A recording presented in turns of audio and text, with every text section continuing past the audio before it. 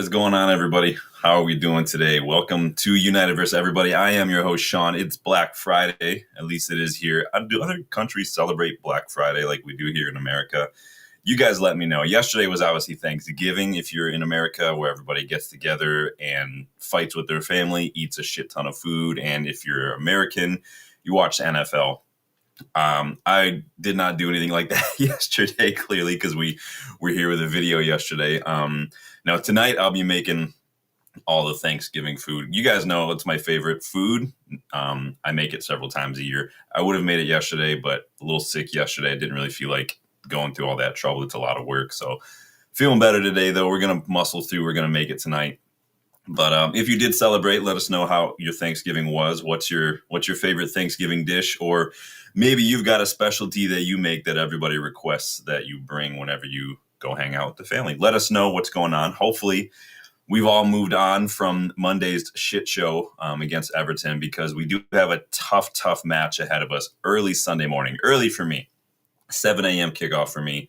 Was meant to be Saturday, I read, but because Palace had their match yesterday against Strasbourg, it was pushed back. They did lose yesterday. But that being said, we United have had a whole week to prepare, get fit, and really kind of hit the training pitch double time, in my opinion. Like Ruben Amorim went on in his presser about we had time to look back at what went wrong. What went wrong was everybody shit the bed. You had 3 defenders against 10 men, so you didn't really take advantage of the extra man.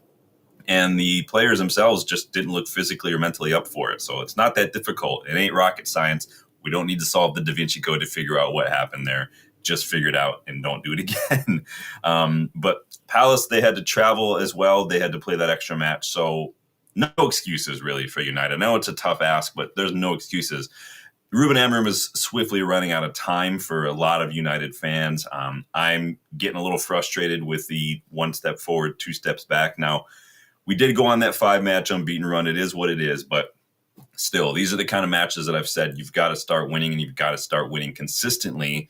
You got to start putting together shit. We've got 12 wins in the league since he took over. Not good enough. Only 2 wins in a row in the league just last month for the first time under Amorim. Not good enough.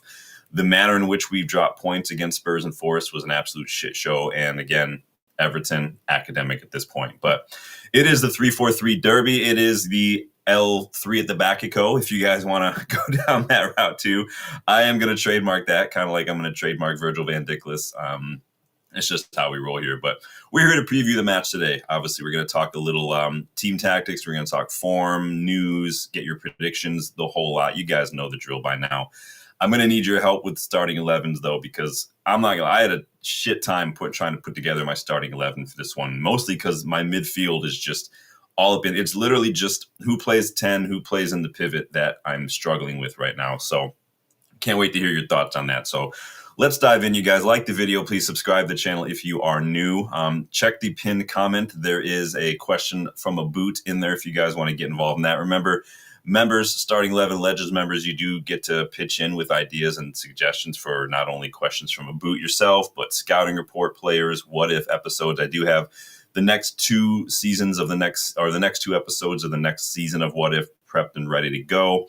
I'll do 2 more. Probably drop a lot of that for you guys when Dylan and I are going over to Manchester, so you guys have some stuff while we're traveling. But keep that in mind. But check those memberships. That is the best way to get involved, is basically what I'm getting at. And then, yes, check the Unitedverse Everybody store. Always tons of new designs, like the Class of 92 design. You guys know the store is organized by design. Click on a design. You'll see all the products that have it. Try to make that simple for you. So let's dive in. First and foremost, you guys know I got to see who's here in the chat, who's showing some love today. Stephanie first in the chat today.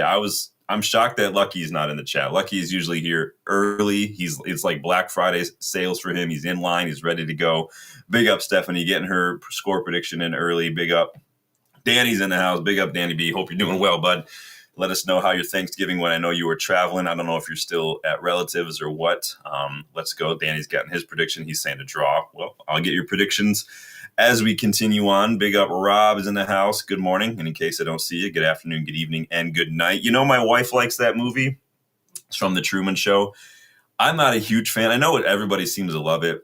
I'm not a huge fan of it. I don't think it's a bad movie. I just don't think I just didn't get into it as much. I think it's for me. It's like Elf. You know the movie Elf, Will Ferrell. When you watch Will Ferrell in so many different movies, Saturday Night Live, all this stuff, and then you see him in like Elf, it just seems not like un-Will Ferrell like to me. So when I see Jim Carrey in a movie like The Truman Show after Dumb and Dumber and Ace Ventura and all that, it doesn't seem like it's Jim Carrey to me. But hey, I've heard some of his more dramatic roles are pretty good. I think Eternal Sunshine of the Spotless Mind is supposed to be a pretty good movie. I've never seen it. He's always Ace Ventura in my opinion, or he's Harry, Lloyd from Dumb and Dumber. But let me get some coffee. It has been a busy week out here, but big up, Rob. Thank you for chiming in here. Daniel says they didn't when I left Ireland, but they do celebrate it now. Interesting. So it's Black Friday or Thanksgiving. Yeah, most of you guys don't celebrate Thanksgiving. Bexy's going with a draw. We'll be doing it. Don't worry. We'll be getting all the starting 11 is where I need your help. So, Rob says UVE Black Friday deal. Usually in the store, so I don't control what the sales and the promos are in the United vs. Everybody online store, right? I just control when I want them to be active. And they did have a Black Friday deal. It didn't really seem like a good deal. It was like spend 70, get 30% off or something. So I was like, it's not great. I mean, I could activate it, but there is a Cyber Week sale coming up. So keep an eye on that for Monday. So if you guys are wanting to get some discounts, hold off until Monday. I know it's less money for me, but I'd rather have you guys get the deal than me get the money. I'd rather see the gear out there and about. So Bexy does not want Circuit City Star. I think most of us probably feel that same way. All right, let's dive into some news. You guys know we got some news to talk about. So make sure you're liking, make sure you subscribe to the channel.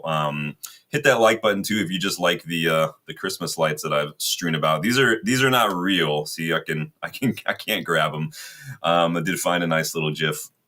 So let's talk about a transfer rumor that we've already spoken about a couple of times, but we seem to keep getting updates about it. And that's João Gomez, because we do have some conflicting reports coming out about João Gomez. So Fabrizio Romano dropped a video yesterday, and he had this to say, that João Gomez is very keen on a move to Manchester United, even without European football this season. So he's basically saying João Gomez would come to United in January, even despite the fact that we're not in Europe. I mean, beggars can't be choosers when you're João Gomez. Wolves are not in Europe either.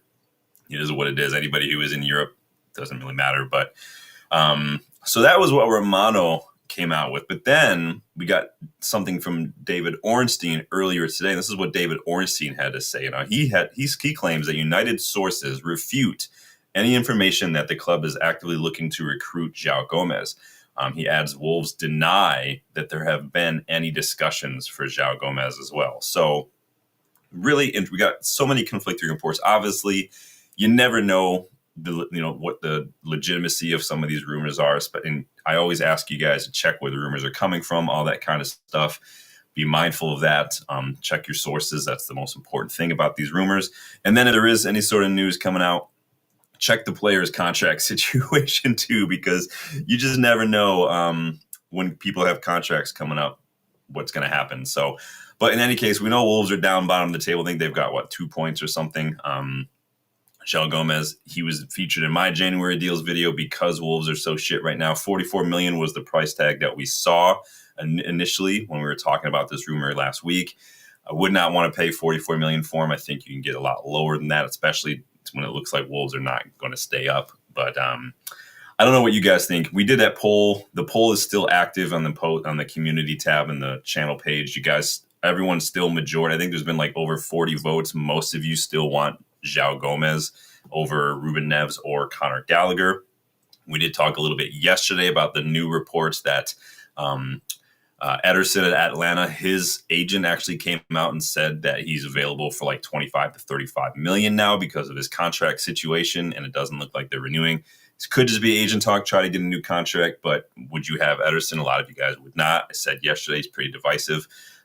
He is kind of a quintessential modern midfielder and that he does a little bit of everything, but would he be my first choice? No. First choice, Elliot Anderson, hands down first choice. Let's see here. Bexy says, compare Cunha or Xerxes to Cunha. Yes, Xerxes was cheaper, but still bang average. Never been a fan. Yeah, we talked about this a little bit yesterday, Bexy. I don't really know. I'm still confused on what the whole, like, what was the plan for Xerxes? I don't mean like career path or like just what, when we looked at Xerxes, when we scouted Xerxes, what did we see in him? Where did we see him playing under Ten Hag or in the future? I don't know. Someone's got to explain that to me because he's not a striker. He's not creative. He almost is like a little bit of like a box to box link up midfielder, like someone who's going to receive that ball. Like I bet if you almost did like what Newcastle did with Joe Linton, because Joe Linton was a striker, right? Now he's like an 8. I guarantee. I think maybe if you drop Xerxes into like a wide 8 role, like McTominay at Napoli, he might be able to do a little bit more when he's able to get that ball to feet with some space to work with. And I think some of his best attributes are that dribbling. He's not quick, but he's got really good control.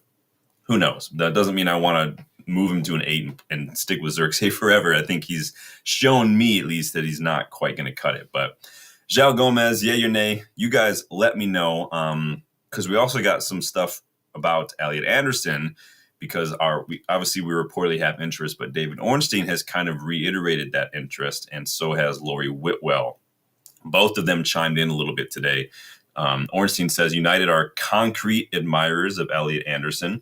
Forest are aware of the interest from Old Trafford. So Ornstein's gone as far to claim that, yes, we want it, and Forest are aware that we're interested. Laurie Whitwell dropped Carlos Baleba's name again, says he remains high on United's list of options, but Anderson has emerged as the primary target. We talked about this yesterday in the news, reported by Andy Mitten that he's our top target. It's been reported by Ornstein that we're interested. Forrester aware, and now Laurie Whitwell chiming in that he is our primary target. Whitwell did also add that Wharton is also being looked at by United, Adam Wharton. But to me, it's got to be Anderson. It's got to be Anderson first and foremost, and then whatever else happens in the summer, we'll figure it out. But it's got to be Anderson. Don't care. It has to be Anderson. The way that he's really just leveled up this season, because last season he was good, right? He's physical, he's getting about the place, got a little bit of muscle. This season he has really shown me that his ball progression is becoming just next level. I'm not saying he's a world-class ball progressor, but definitely leveled up from what we saw last year. Not only his ability to play those progressive passes, but to just drive that ball himself. That to me he's shown me in leaps and bounds that he's developed in that regard, and I'm here for it. I like his attitude. I like his physicality, stamina, his work rate. He ticks pretty much every box that we take. Young, Premier League proven. If you guys are all about Premier League proven, you guys know I don't 100% believe that that's the be-all, end-all, but it is what it is. Elliot Anderson, in my opinion, and then whoever else after that is fine. But you guys, let me know what you think about this. The reports that, Elliot Anderson is our top priority, that, Forest are aware of it. I like that. Lots of potential midfield incomings, lots of options, lots of targets out there. Bexy says Anderson would always put his shift in. He would be great. Yeah, I think you put Cobby next to Anderson and we cook. I think you put Bruno next to Anderson, we cook. You put someone like Sekou Kone next to Anderson and we cook. Go get Buwadi, Hackney, I think we cook. There's a lot of players you can put next to him that he would really free them up, I think, to maybe do some of the things that they do best, whether that's like the playmaking of Stiller or something like that, maybe the actual like forward movement of like a Hayden Hackney. Hayden Hackney does get forward a lot. He likes to make those runs and third man runs, kind of like McTominay used to. Buwadi, I think, would be like anybody. You could play everybody, even Cobby. I think Cobby and Anderson would be an excellent midfield partnership in all seriousness. Bexy says Xerxes' best attribute is the bench. I feel bad. I don't want to insult the guy. And I'm not saying you are. I'm trying to check myself because I don't want to like go in too hard like some fans do. Because I don't think he's a bad player. I just don't see what he does in this side. I don't see him really adjusting to this league personally. I just don't think it's a good fit. And that's just it. And he could probably go. He did really well at Bologna. He could probably go someplace else. He'll be another one of these players who maybe couldn't cut it under the pressure of United, couldn't cut it under the physicality of the Premier League, maybe couldn't hang with the managerial change. We've seen that happen too. But he'll go on and probably do just fine at another club in another league someplace. And the media will soak it up and say, hey, United's a problem. We're United wrong, things like that. Just like we see Anthony. Everybody was slating Anthony until he goes to Betis and starts banging in goals. And now all of a sudden he's the second coming of Ronaldo. You can't make it up, but welcome, Football Cartoons. Welcome to the channel. It says Zirkzee is the next Zidane. Interesting.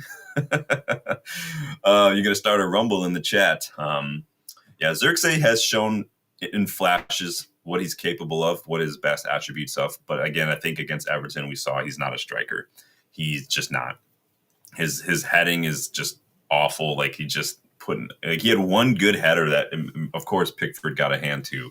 But like some of them, his movement in the box is not great. It is what it is. If you would have dropped him a little deeper, maybe played him as a false nine and had the runners next to him instead of trying to play Zirkzee as the striker, as that tip of the spear, maybe something could have happened. If we hadn't had three center backs when Everton were down to 10 men and parking the bus, maybe something would have happened too. But it is what it is. A lot of midfield talk. Mark Critchley has chimed in, though, reminded us that we could see some midfield exits. He reminded us that Bruno Fernandes is still a top target for big clubs in Europe and in the Saudi League as well. Bruno is entering the final year of his contract coming up next summer. So entering the final year, we do have the option to extend it by a year as well. But honestly, if we get two midfielders, I'm fine with selling Bruno. I'm just going to put that out there. Doesn't mean I'm not hating on Bruno like a lot of fans are, but I'm just fine with it. Like, I don't get the hate. I saw this graphic popped up this morning. This is from The Athletic too, that Bruno is like one of the league's most involved players with like any sequence of play, from progressive passes to chance created, touches, all this stuff. Bruno is more often than not the player who is on the ball. And it helps that we're constantly trying to find him, but the guy's numbers speak for themselves, in my opinion. When it comes to Bruno's destination, though, where could he go? Seeing that clubs in Europe are interested in him is a little curious to me, simply because I don't know where he would go in Europe. The Saudi League would probably get more money for him, but I wonder if maybe it's more like up to Bruno, where kind of like De Bruyne when he went to Napoli, or Luka Modric going to AC Milan, maybe Bruno wants to play in Europe. Again, that might limit his options, because I'm not selling when I know what we can get from the Saudi League. I'm not willing to sell Bruno for cheap. We could definitely get minimum 85 million for him from the Saudi League.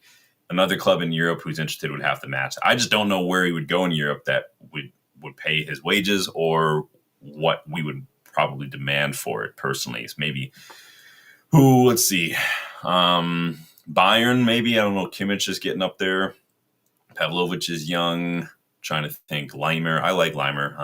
Atletico Madrid, maybe.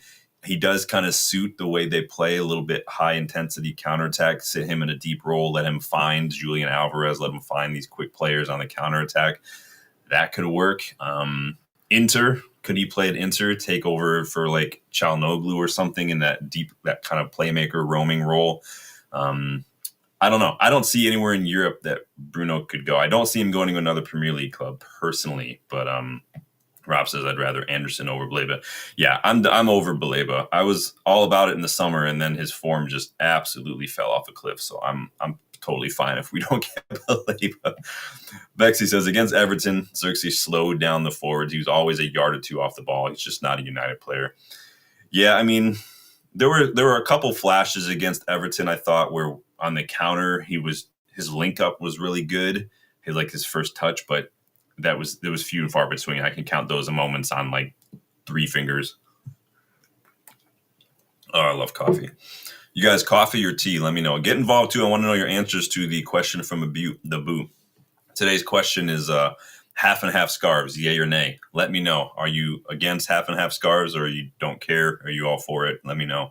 Yes, thank you, Rob, for the support. Big up, man. Please do hit that like button and subscribe if you guys are new. And remember, when you're done, take your phone, go hype some of the past streams from the past week. It does help the channel. That's the way YouTube is keeping track of things now. Don't ask me the ins and outs. I don't know. That's just what they're doing. Bexy wants to know who's the young Dutch guy. You're talking about Keith Smith?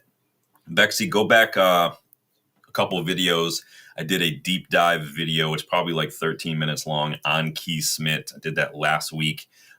Like I did one for Stiller as well. Go back and look at that if you want to learn a little. We scouted Keith Smith back in July, if you guys remember, but I decided to go ahead and do another video because he's been linked heavily. But he's very, very good. Scrio in the house. Big up, Keith Smith. Yeah, if that's who Bexy you're talking about, I did that video last week. Go check it out. He's definitely a good-looking little player. More of an 8 than I think one of these 6s. He can play a deeper role because that's where he plays for AZ. He does play a little deeper role. He is kind of like Kavi. He's really good at beating that initial press. I think he's got a little bit more of 10 to him. There are periods where he reminds me of like De Bruyne at Wolfsburg De Bruyne, that like fast, mobile 10-ish role. There are times where he reminds me of like a box-to-box, and there are times he reminds me of a traditional 8.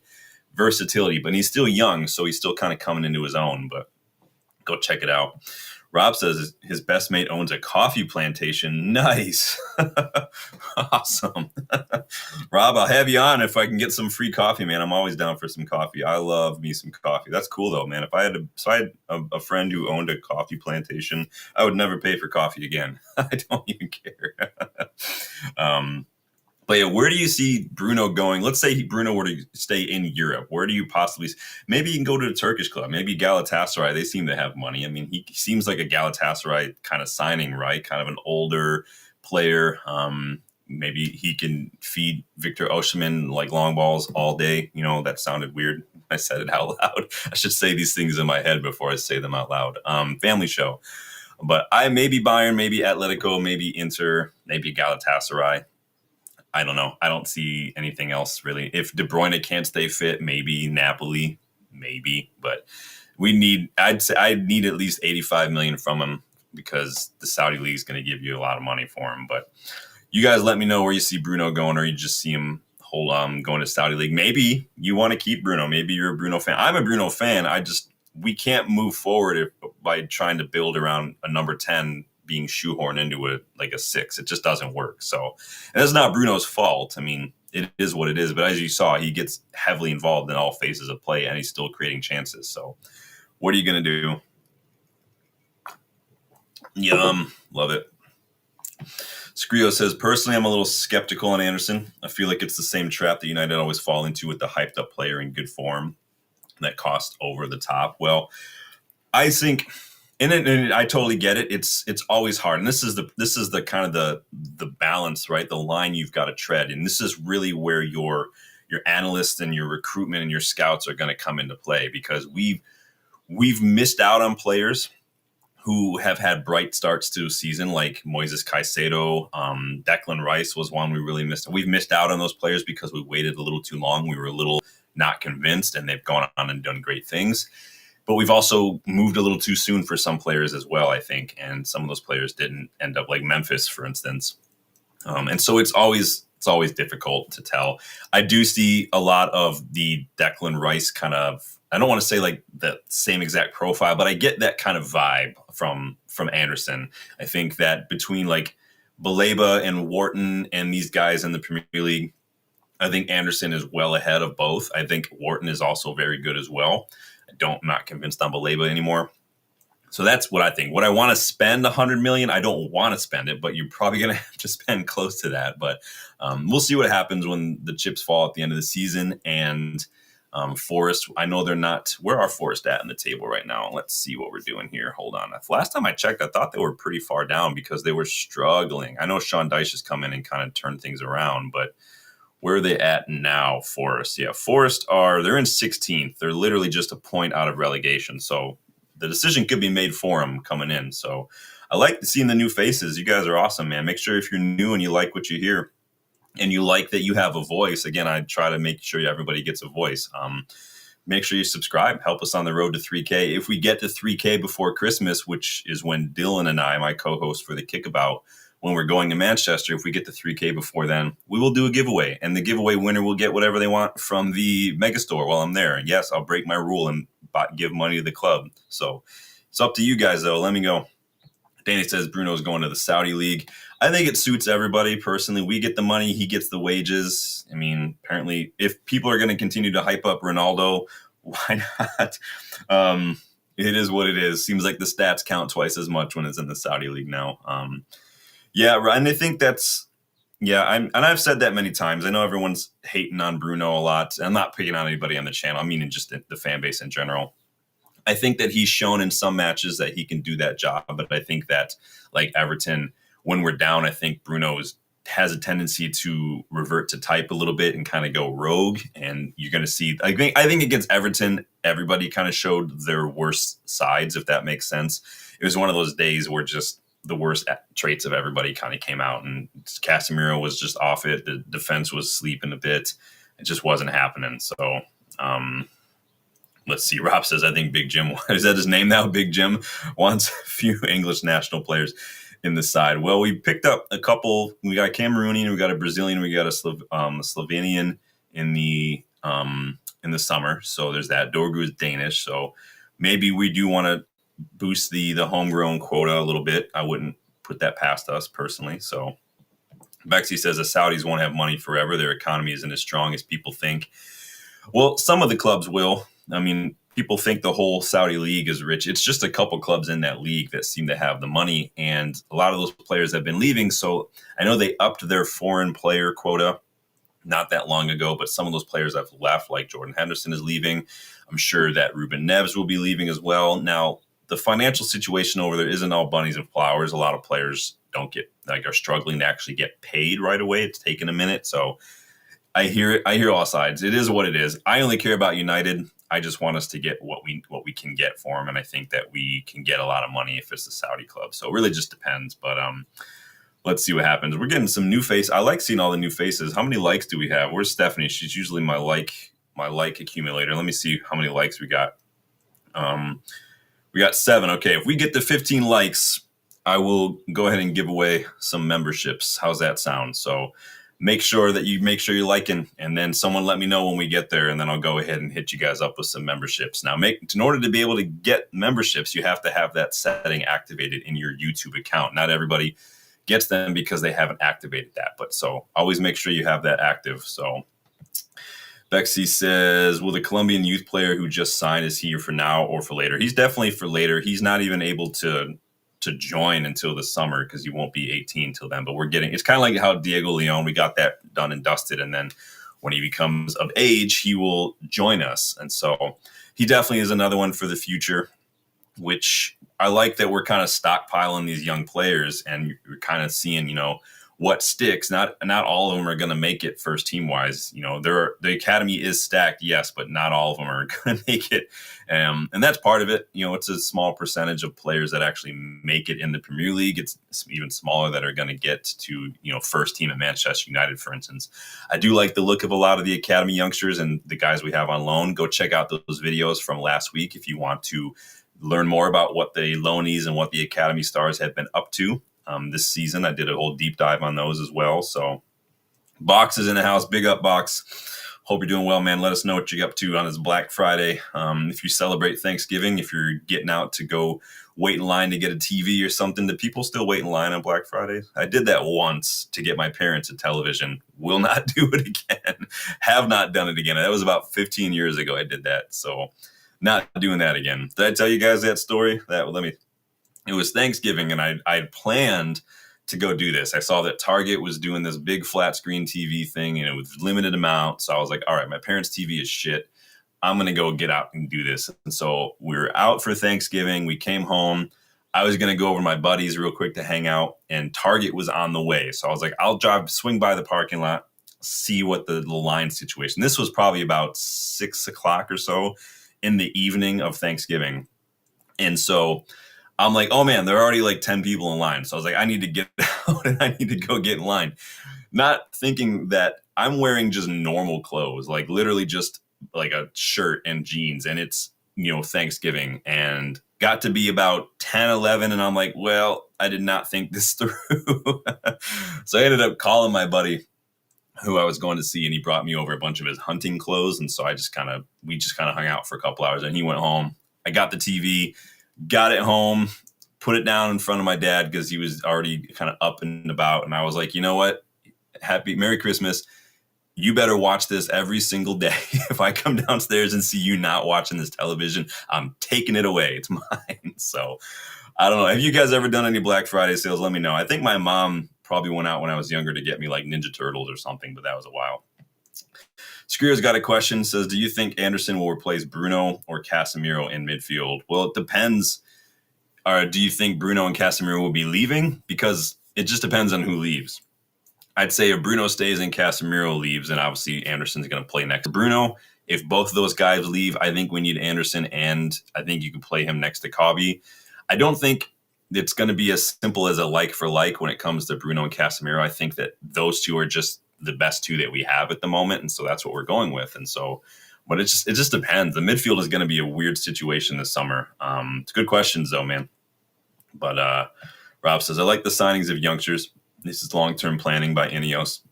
Yeah, and this is what pisses me off when I think about how Ralph Ragnick was treated, because he's talked about this. If you read Soccernomics, it's better to invest in young players. You still need players like your Cunhas and your Mbumos, right, for the here and now, the De Lits and whatnot, but it just needs that. So Bexy says, now that PSR has changed. Well, PSR has not changed yet.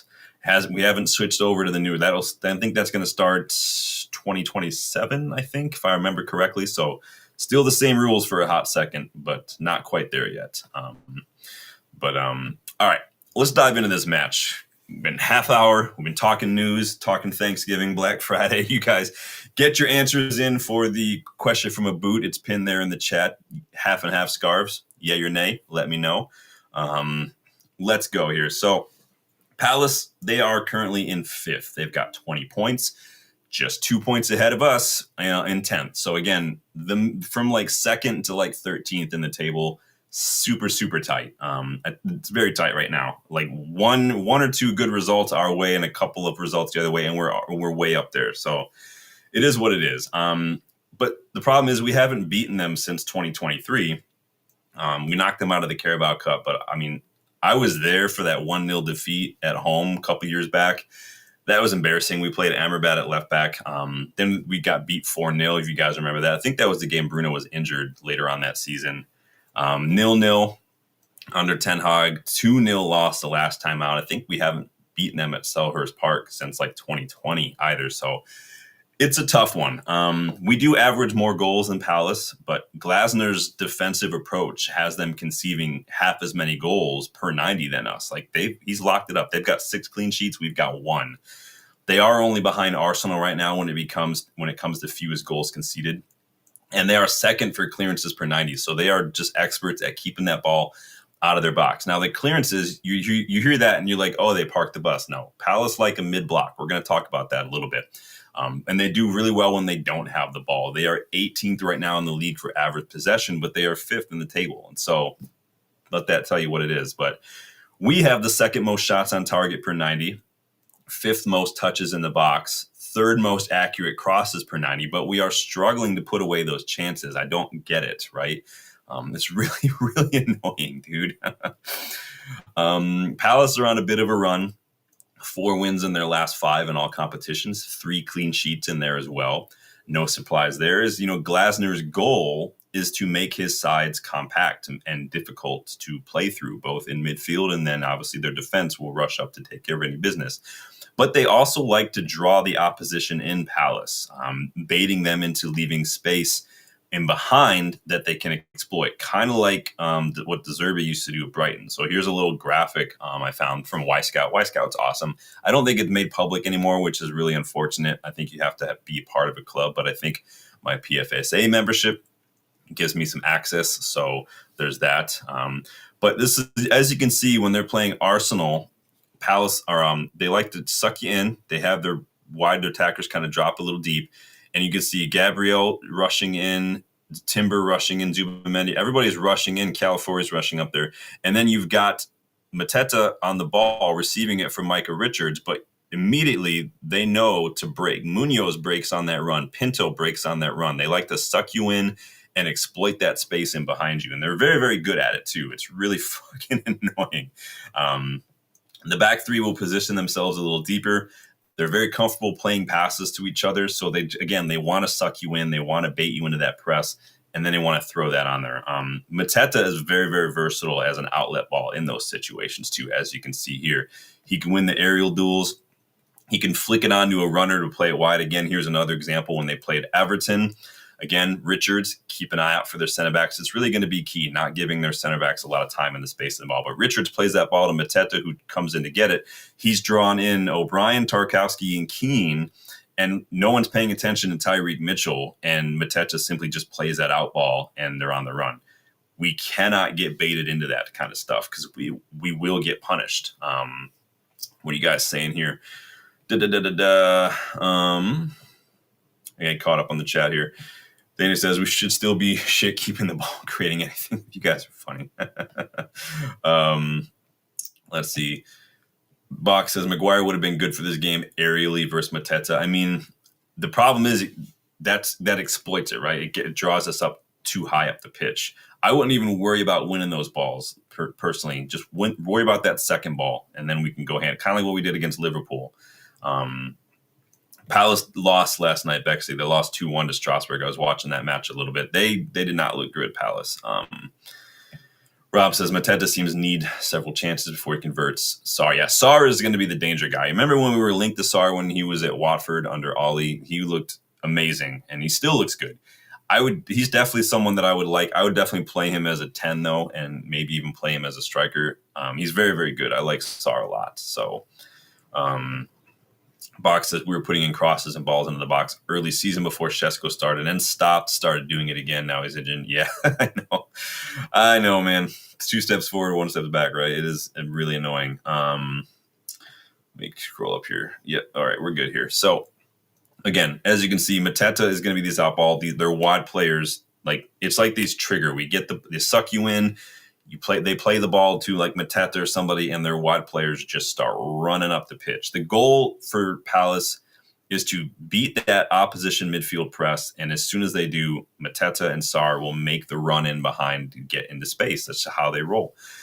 When it comes to playing in this way, Mateta is one of the best in the league. He's just very, very good at this link-up play. He has power to play in that role and link up, but he's also got pace to make the runs as well. So he's versatile. So here's an example of him kind of making that run.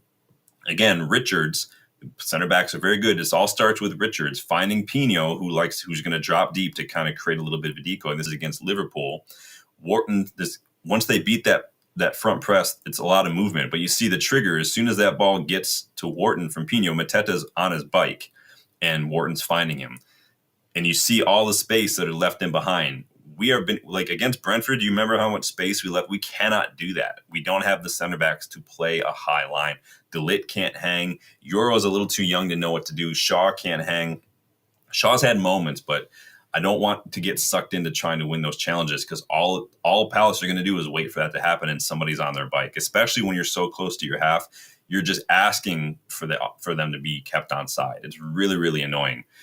And it helps Palace when they've got such good ball playing center backs. Gay, Richards, Lacroix are all very good on the ball.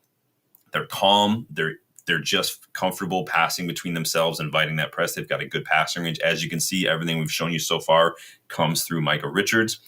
But their wingbacks too offer those wide options to allow them to escape pressure when they're facing it. So again, here's another option. Gay, he's getting pressed by Saka, finds Mitchell, who then just looks for the open man, and then again, look who it is, a wingback far on the opposite side of the pitch. Again, sucking in the press, exploiting the space. That is how Palace like to play. We cannot let them do that. We cannot let them play their game. A simple switch of play and you're done. You're just done. And Palace's wingbacks become wingers in those instances. They get that ball into the box. Against Liverpool, they allowed, They allowed Lacroix too much time, and he found the long ball to Mitchell. He found it which eventually led to an opportunity for Munoz. And then against Everton, Palace beat the press to find Pino again in a central position. It's just, you can't let them do that to you. It's not okay. What are you guys saying here in the chat? Bexley says, don't want to be black pill, but I can see us winning, even though Palace played last night. You can guess this team easily sometimes. I think United have hit a mental wall again. It's just been one match, so I hear it. We're going to talk a little bit about predictions, though, but Bach says, big if we beat Palace away. Yeah, this will be a massive result for us if we happen to do this. Danny says they probably have one of the best. Right. And Munoz, yeah, Munoz is pretty good. If he was younger, yeah, all over it, but he's not. So it is what it is. Basically, what I'm saying is Palace are very, very good at beating a press and then getting numbers forward to create the chances. And it's super annoying. Out of possession, they don't press aggressively. They're happy to kind of sit in a mid block. You can see here they've got, they're happy to drop a little deep. They've got basically a back five in these positions. But then they've also got their midfield. People think that maybe they'll sit in a low block. They prefer to sit in the mid block. In the mid block, you can see they sit their midfielders. Even Sarr and Pino would drop in to create a couple walls.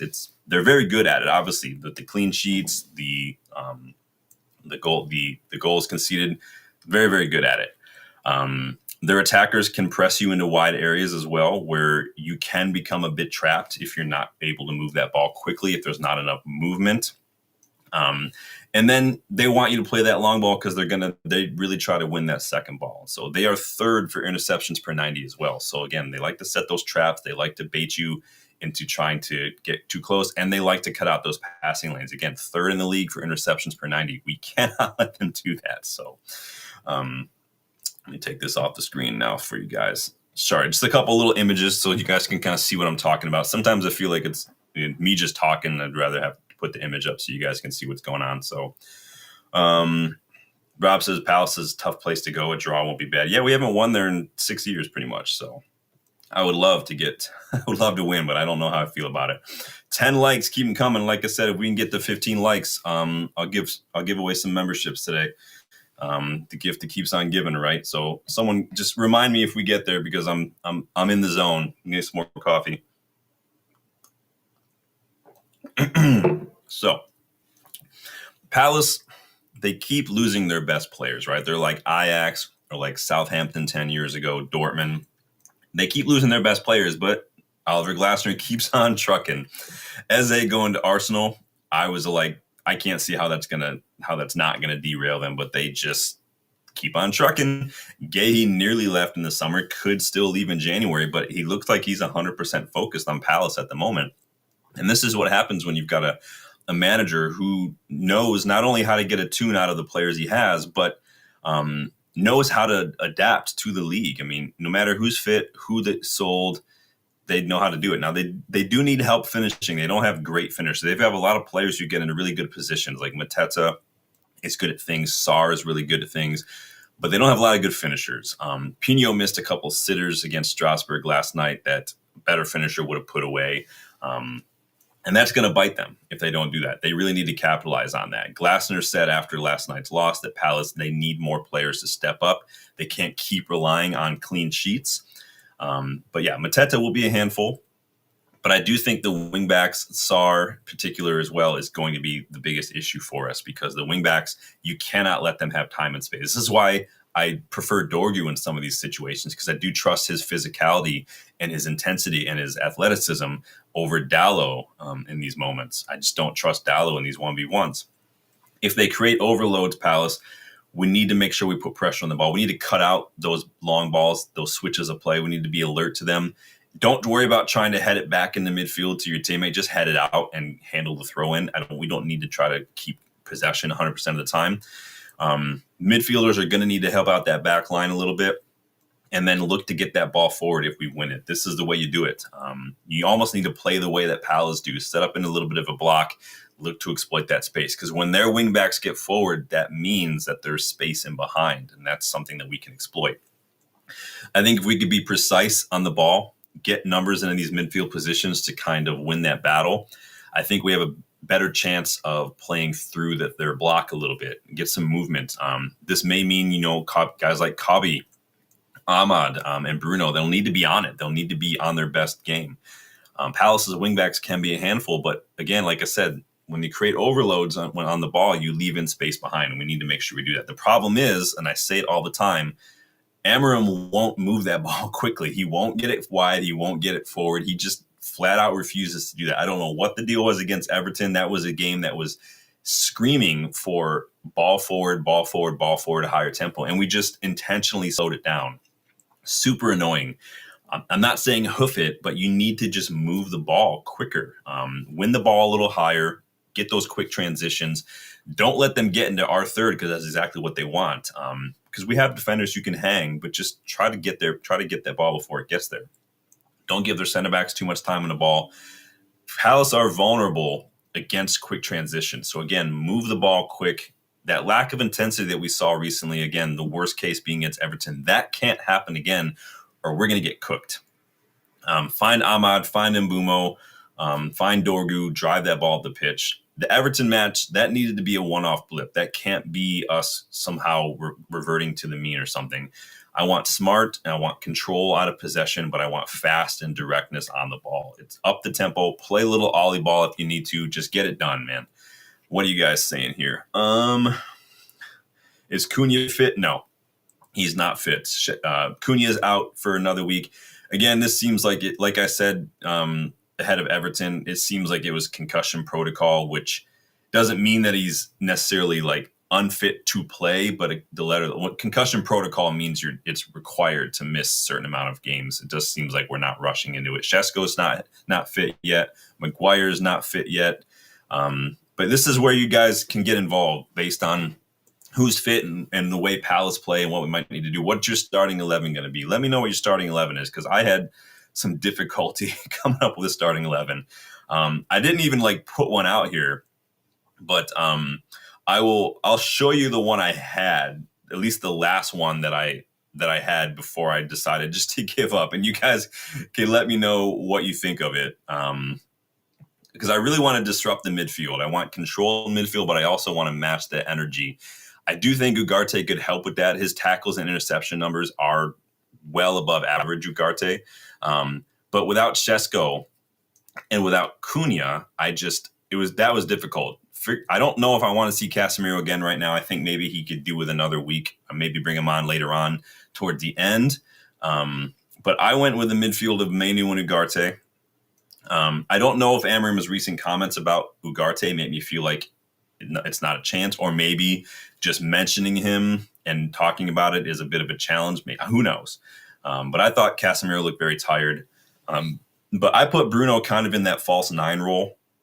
And really on paper, it's not that big a deal because the on paper position doesn't, like we've seen when we played a false nine that it's pretty interchangeable. So with Mount, Bruno, and Mbumo up front, I think that we get the best out of Bruno.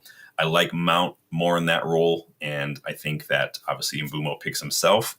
I want Dorgu and Ahmad on the wingbacks again. Obviously, Ahmad's been playing as a 10 recently. I think I'd rather just put him back in the wingback role. But I trust Mazraoui over Yoro in this one, and I think I want to see, because we need Mazraoui to get back fit. Just play him until AFCON at this point. It is what it is. And then I got Shaw in there, De Ligt. Licha was on the bench against Everton. I don't know if Amorim will risk it, but you guys let me know. I just need Dorgu and Ahmad to get their heads down and get forward. I don't need any more of this stop and look for Bruno nonsense that we saw against Everton. And Bruno can be the playmaker, but I want him higher up the pitch. I just also need him to calm down. Against Everton, he was back to his undisciplined self, and that can't happen again. I think Ugarte, what we need from Ugarte, again, disrupt the midfield.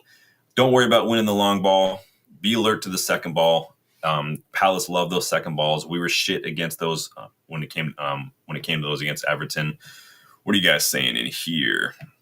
So Danny's going with Lamens, Mazraoui, De Ligt, Martinez. So you're just throwing him right back in, and he's got what we talked about maybe after Everton when they went down to 10, putting Shaw in that left wing back role. Yeah, see, this was a hard one for me to pick because for a second there I kind of toyed around with it.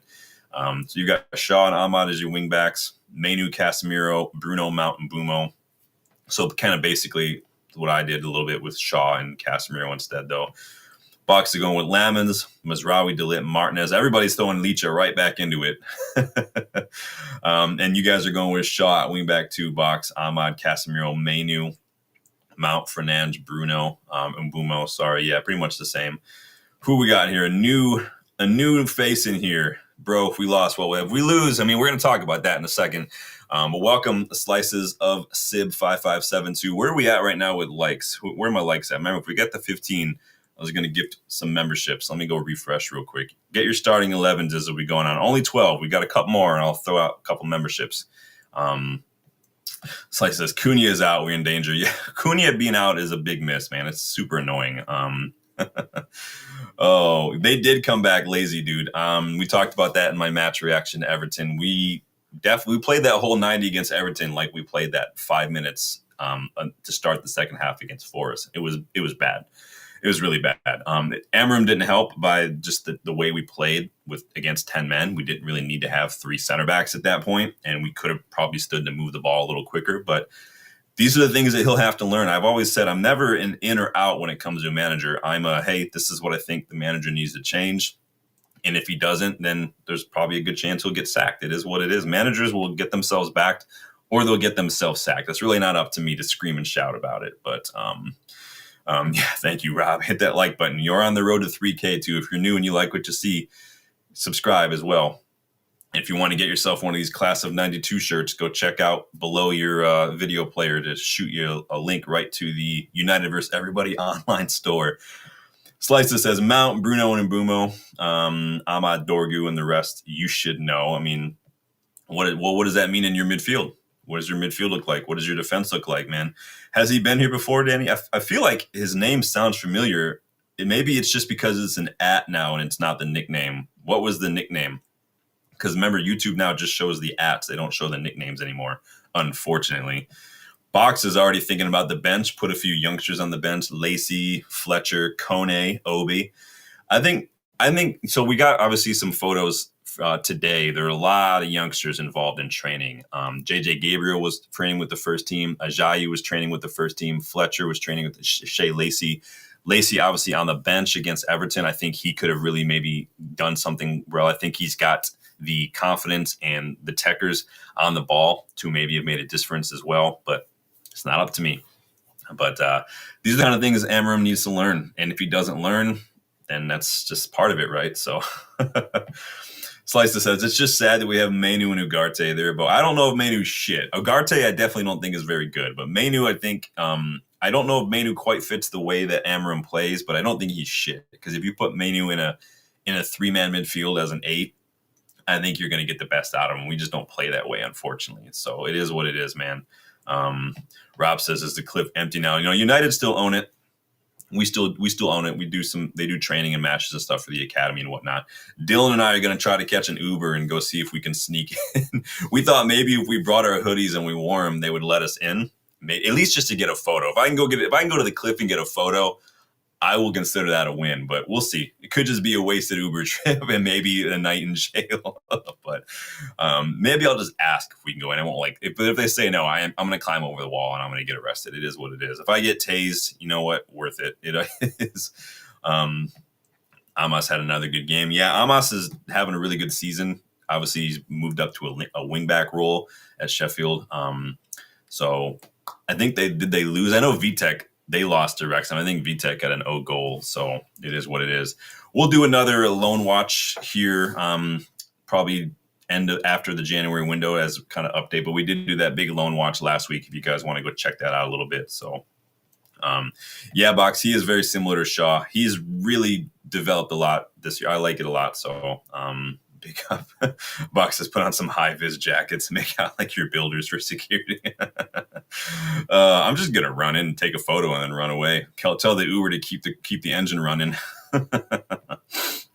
So that's the starting. I didn't end up committing to a starting 11. That was just, I must have changed this a couple times because I just kept trying to figure out who I want at wingback, who do I want midfield in the pivot, who do I want at 10 man. It was difficult to pick one, but you guys let me know what you pick. Again, that's not my for sure. It's just the last one that I ended up with. Rob says, Sean, you say you're from the local council and say you had a report that bats are on the roof. Nice. Yeah, I sound like I'm from the local council too. Right? The worst Mag accent. Jarvis in the house. Big up, Jarvis, man. Good to see you again, my friend. I'm going to take another sip of coffee. So you got your starting 11s, and now score prediction. What's your score prediction? Now, I want the win. I think we all want the win, right? That goes without saying. But my brain is torn right now between the possibility of maybe snatching a 1-1 draw, because I think if we go like mid-block versus mid-block, we could make this game pretty boring and maybe get out of here with a draw. But my brain is also fighting and wrestling with this tug of war on a Palace win. We haven't won at Selhurst Park in like 6 years. We haven't beaten Palace in 3 years. They are a tough side. I just don't know. We've got injuries to key players. Palace are obviously doing really well right now, aside from last night's loss to Strasbourg. So I'm going to optimistically go with like a 1-1 draw. I just worry that it's going to be a Palace win, though. What are you guys saying in the chat here? Where are we at with likes? Do we get the 15? If we get the 15, we'll go ahead and throw out some memberships here. We are one shy. We got 14. It's up to y'all. So 40% of you think it is going to be a Palace win. 27% of you think United will win. And then where's the thing at? It just disappeared on me. 33% are going with a draw. I'm going to tentatively, cautiously, optimistically say a 1-1 draw. What are y'all saying here? Danny says, no confidence, needs to be backed. Fake FBI badge. Nice. Box says, head says 2-1 Palace. Heart says 1-4 United shock win. Interesting. So you go for Jarvis says, what about Licha do you want Licha at wingback? I'd maybe put in Licha where Shaw is and maybe push Shaw to wing back. It's just interesting. I know we have to play Licha. I'm just always so cautious. You have to play him. You just have to, but he was on the bench. So maybe there's a chance we could see him. Is this the game to see him in though, when he's up against guys like Munoz and up against Sarr? There's going to be a lot of overloads. Is that going to be too much for Licha right off the bat? Would you prefer to maybe bring him on late on in the second half? Maybe. I trust Dorgu to handle the physicality battle in terms of sticking with Munoz because, again, their wingbacks love to get forward and they like to create those overloads. I do like Licha's passing ability, but, again, it doesn't really seem like we want to utilize it, so it's super annoying, man.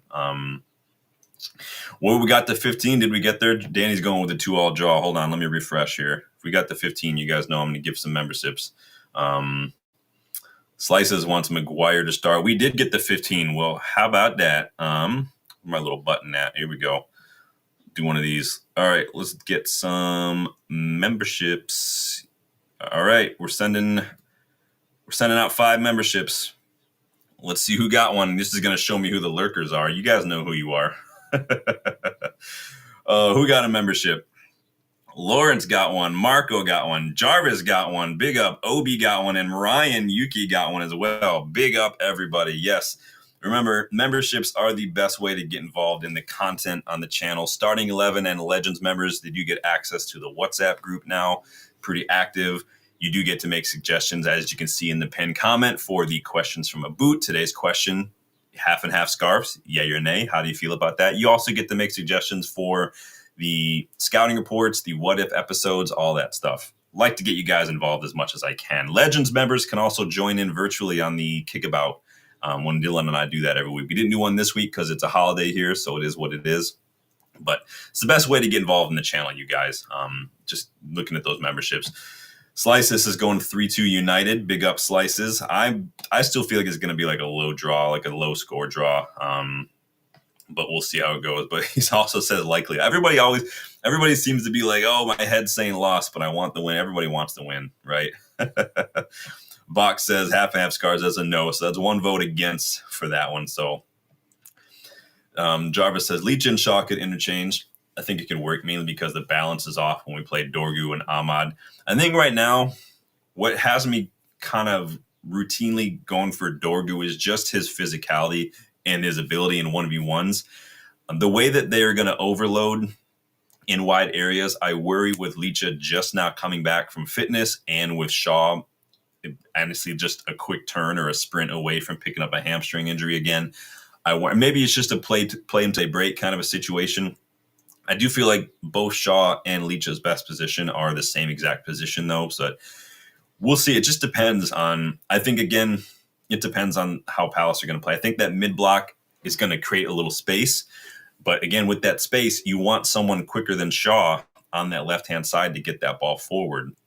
But at the same time, when Shaw's got the ball, he's one of the best we have at putting it in the box. So Again, I don't know if there's a right and wrong. Like I said, I struggled with a lot of this. Rob just became a member. Big up, Rob. Welcome back. I know that you are a member. Obviously, you're involved in the WhatsApp group. Sounds like you just renewed your membership. Absolute legend. We appreciate that, my friend.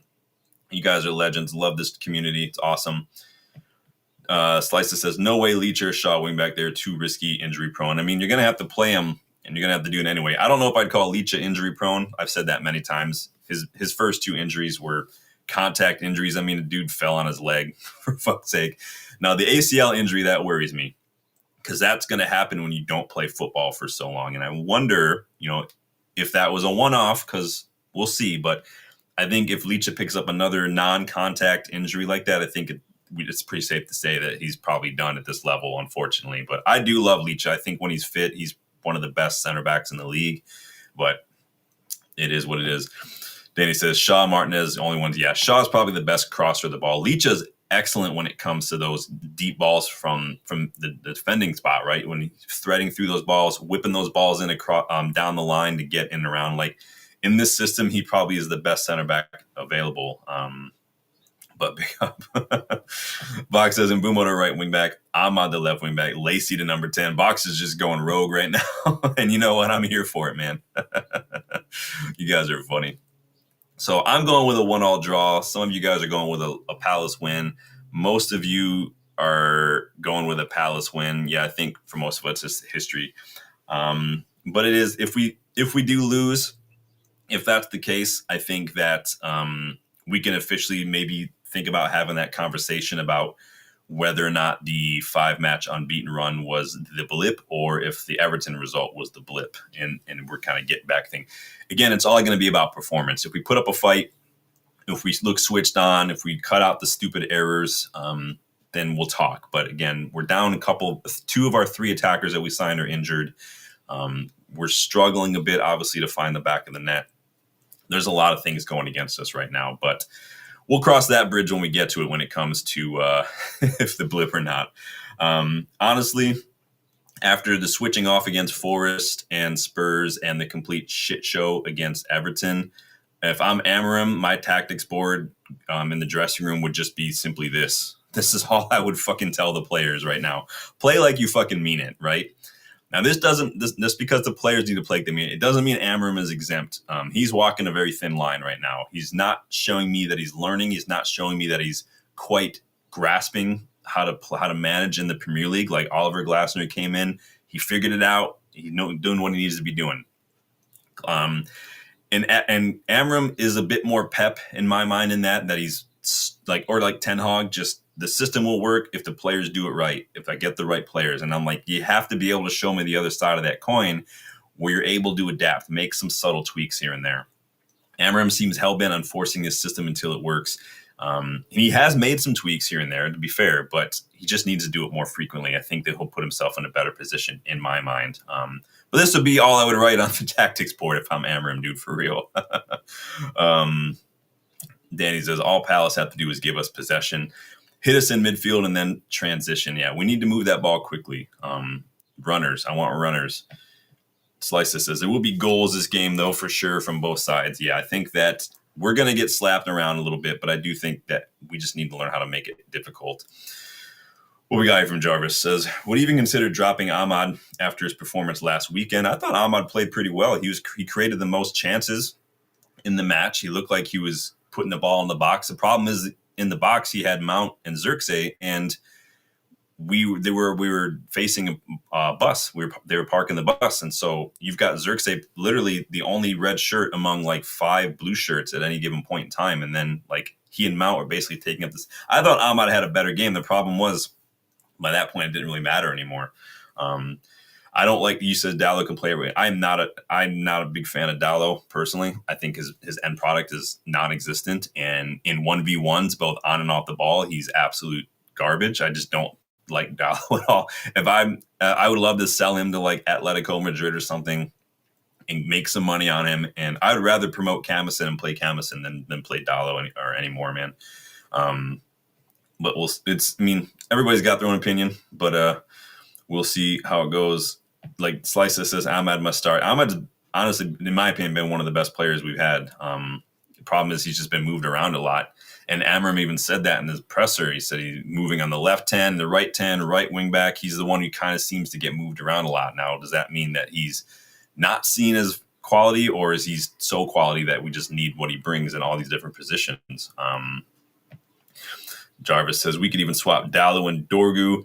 Yeah, and that's the beauty of having some versatility. I'd rather play with the best we have until we're forced to kind of shoehorn people, because when AFCON gets here and we lose Ahmad and Mazraoui, we're going to have to get creative with the wingback role, especially because we're only going to have Dalot and Dorgu at that point. And maybe you could start to see Shaw pushed up. Maybe Camus and Montato could come in. They're both doing really well. Montato scored the other day. We did lose that match against Solihull Moors 4-1, but he did score the goal. But I think the 18s play tomorrow, I think, if I remember correctly. Someone remind me. I think it's Liverpool that we play tomorrow. Rob says, I thought Ahmad was one of the better players. Should we be trying to build that right side partnership rather than shifting? Yeah, I mean, it's almost needs must when Šeško is injured and Cunha is out. You kind of just have to go with it. But I hear you. It's just there's not really an ideal solution right now. Mount seems to be pretty hit or miss as well. It's not ideal. We don't have the midfield to move Bruno all over the place either, which is really annoying too.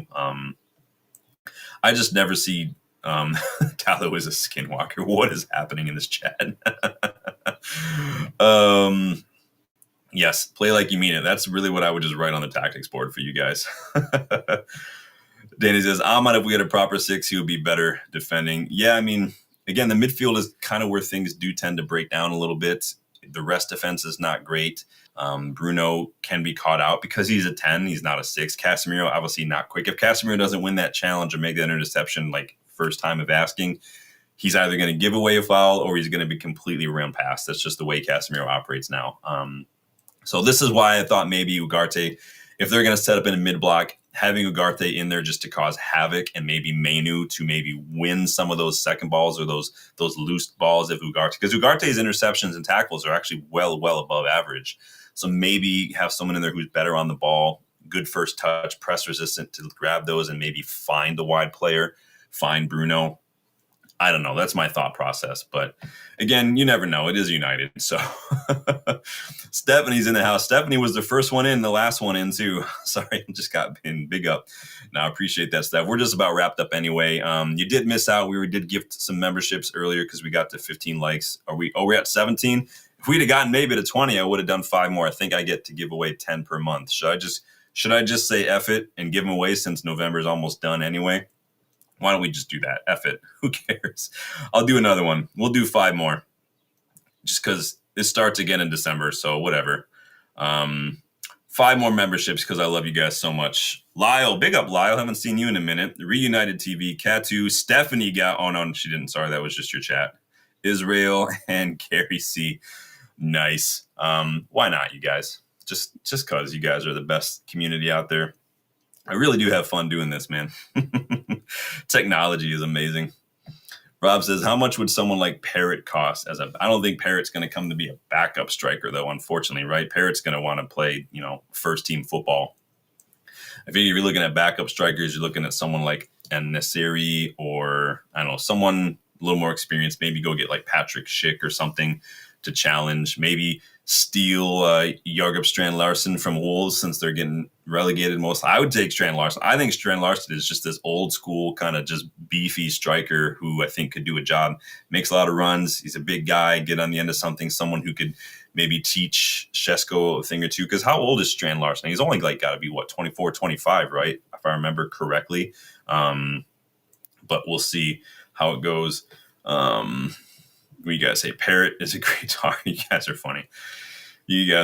Yeah. But we'll see how it goes. If you weren't able to catch the live, you guys, make sure you do leave a comment. You guys know I check those comments, but we are at the end. Make sure you're liking. Make sure you subscribe to the channel. Leave your predictions. Leave your starting 11s in the comments later on. I'll always go check those out.